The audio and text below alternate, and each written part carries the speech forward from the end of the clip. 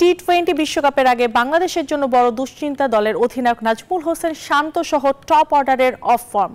শান্ত লিটনরা বারবার ব্যর্থ হলেও তাদের প্রমাণের কিছুই নেই বলে জানালেন নির্বাচক হান্নান সরকার। আর তার বিশ্বাস লিটন সৌম্যরা বিশ্বকাপের আগেই ফর্মে ফিরবেন। যুক্তরাষ্ট্র ও ওয়েস্ট ইন্ডিজে টি-20 বিশ্বকাপ মাঠে গড়াতে বাকি আর মাত্র কয়েকদিন। এরই মধ্যে কোটি ক্রিকেট প্রেমীর স্বপ্ন নিয়ে যুক্তরাষ্ট্রে অবস্থান করছে টিম টাইগার। সেখানে মার্কিনদের বিপক্ষে 3 ম্যাচে টি-20 সিরিজ খেলে বিশ্বকাপের জন্য প্রস্তুত হচ্ছে চান্ডিকা হাথরসিং এর শিষ্যরা। টপ অর্ডারের ব্যর্থতায় হাত দিয়ে সিরিজ শুরু করতে হয়েছে টাইগারদের। টপ অর্ডার ব্যাটার শান্ত, লিটন, সৌম্যরা বারবার ব্যর্থ হচ্ছে। তবে নির্বাচক হান্নান সরকার বলেন তাদের প্রমাণের কিছুই নেই।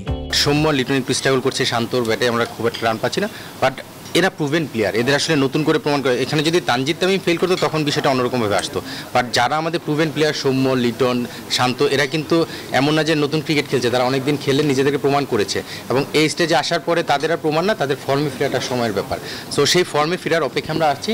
সৌম্য, লিটনরা দীর্ঘদিন ধরে জাতীয় দলে টপ অর্ডারের দায়িত্ব সামলাচ্ছেন। তাদের ব্যাটে বহু ম্যাচে বাংলাদেশ জয় পেয়েছে। তবে 2024 টি-20 বিশ্বকাপের আগে তাদের ব্যাট হাসছে না, এটাই ভাবাচ্ছে টিম ম্যানেজমেন্টকে।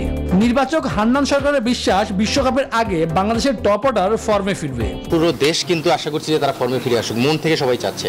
সো তাদের ফর্মে ফেরাটা সময়ের ব্যাপার এবং আমার বিশ্বাস যে মেইন ইভেন্টে ঢোকার আগে সেই ফর্মটা ফিরে পাবে ইনশাল্লাহ। আগামী 2 জুন মাঠে গড়াবে বিশ্বকাপ, আর টাইগাররা মাঠে নামবে 8 জুন শ্রীলঙ্কা বিপক্ষে। শুভদেবনাথ, নিউজ 24, ঢাকা।